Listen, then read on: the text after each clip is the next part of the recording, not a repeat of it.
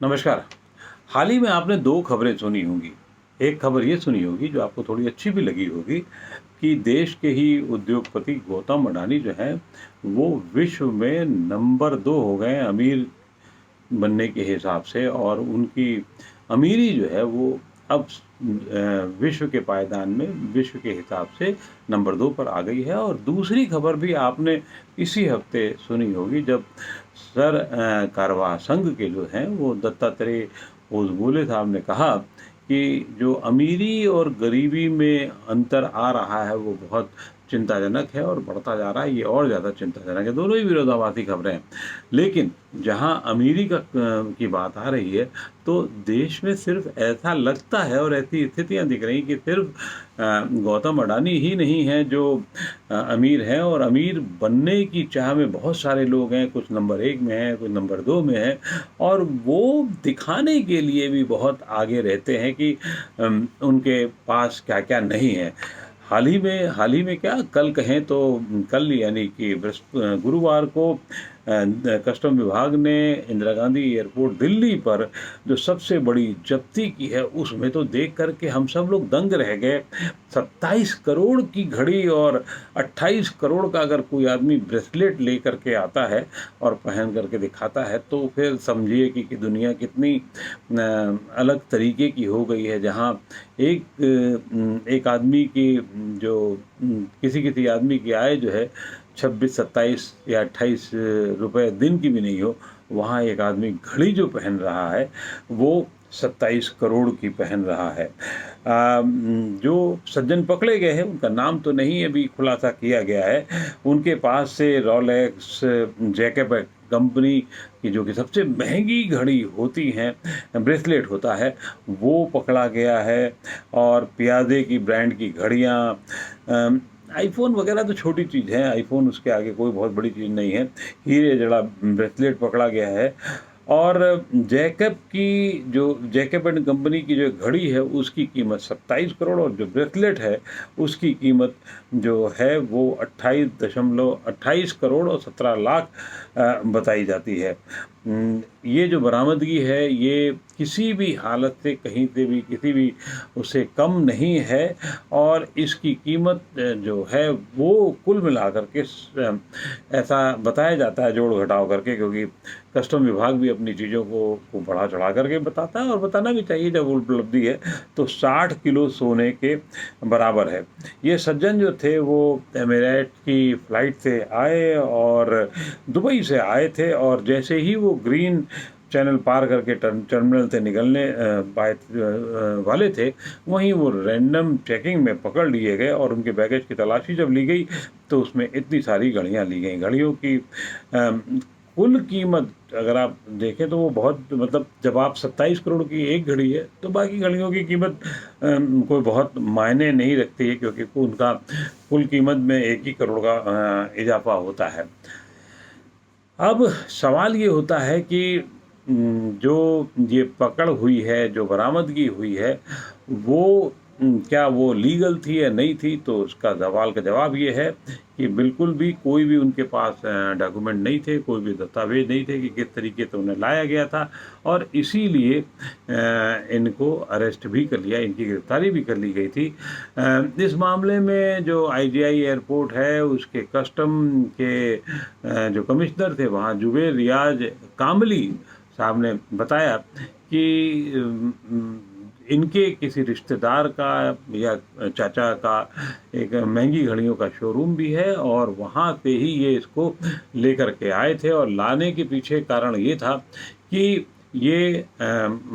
दिल्ली के बाद अन्य शहर के अन्य देश के अन्य हिस्सों में उनको जो इनके महंगे घड़ियों के क्लाइंट हैं उनको पहुंचाना चाहते थे या पहुंचाते रहे हैं, पहले भी ऐसे कहा है। और फिर ये इसके पहले भी इस तरीके की हरकत करते रहे हैं, जबकि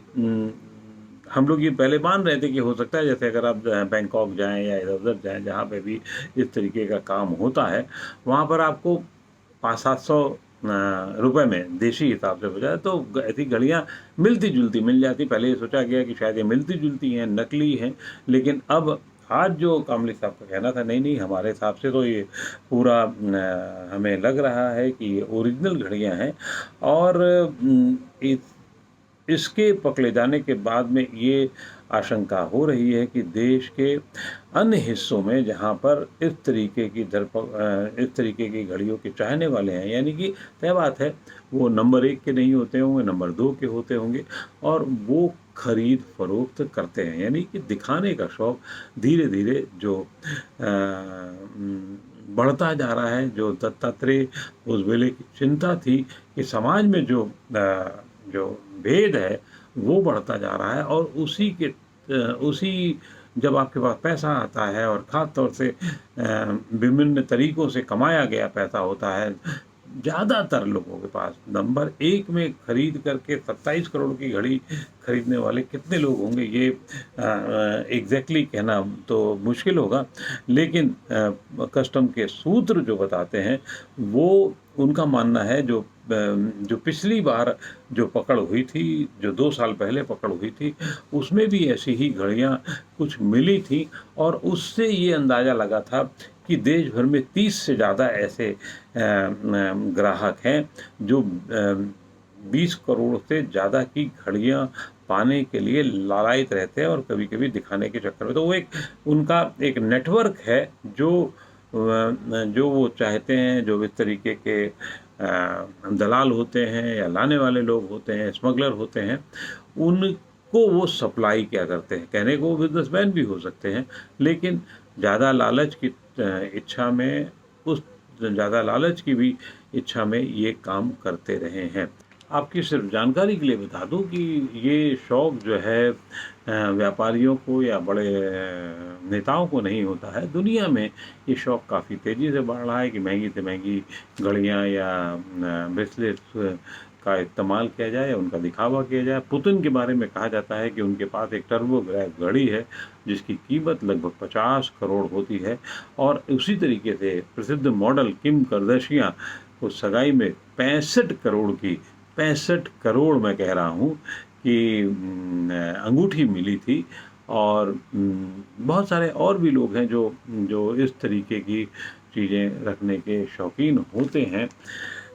बताना ये भी चाहता हूँ, क्योंकि मैं बार बार नाम दत्तात्रेय होसबले का ले रहा हूँ, ये जो चौंकाने वाली जानकारी आई है कि ये लोग सिर्फ दिल्ली और मुंबई में नहीं रहते। इन घड़ियों की चाहत रखने वाले लोग दिल्ली मुंबई में ही नहीं रहते, बल्कि वो सूरत में आपको मिल जाएंगे, अहमदाबाद में उनके क्लाइंट हैं, मुंबई में उनके क्लाइंट हैं, चंडीगढ़ में भी उनके क्लाइंट हैं, और इसी तरीके से टियर 2 और टियर 3 शहर तक में भी उनके क्लाइंट बताए जा रहे हैं। नंबर्स उनके बहुत कम हो सकते हैं, लेकिन ये क्लाइंट हैं। जबकि कस्टम्स के नियम है कि एक आदमी मतलब एक पुरुष सिर्फ 20 ग्राम सोना ला सकता है, महिला 40 ग्राम सोना ला सकती है, और उसको डिक्लेयर करना पड़ता है। और अगर 1 किलो से कम उसके पास सोना पाया जाता है तो 12.5% की दर से जो दर चल रही उसके हिसाब से उसको जुर्माना भुगतान करना पड़ता है, और अगर 1 किलो से ज़्यादा होता है तो उसको 36% की दर से भुगतान करना पड़ता है। और जो छुपा के लाता है, जो बिल्कुल छुपा के लाता है, उसको कस्टम एक्ट के तहत गिरफ्तार तक किया जा सकता है, जेल तक भेजी जा सकती है, और उसमें जो दंड बाद में सुनवाई के बाद जो होगा या मुकदमेबाजी के बाद जो होगा वो तो एक अलग मामला है। इसी तरीके से गिफ्ट में भी जो होता है 50,000 की लिमिट होती है, और 50,000 से ज़्यादा में टैक्स देना होता है। अब सवाल सिर्फ इतना रह गया है कि क्या जब एक तरफ जहाँ कोरोना की महामारी थी, दूसरी तरफ और भी संकट थे, तो ऐसे लोग अभी भी कितने हैं, क्या कर रहे हैं, और कैसे जो है वो जैकब की ब्रेसलेट, पियाजे की घड़ी, रोलेक्स में डिफरेंट उनके मॉडल्स को ला पाते हैं और अपना काम करते रहे हैं। एक बात पर और ध्यान दिया जाना चाहिए कि सरकार ने इतना सब कुछ करने के बाद भी इतना इन लोगों की पकड़ कैसे और बढ़े, इस पर ध्यान देना होगा और मुकदमा या कार्रवाई, अपनी कार्रवाई इस हद तक ले जानी होगी ताकि ऐसे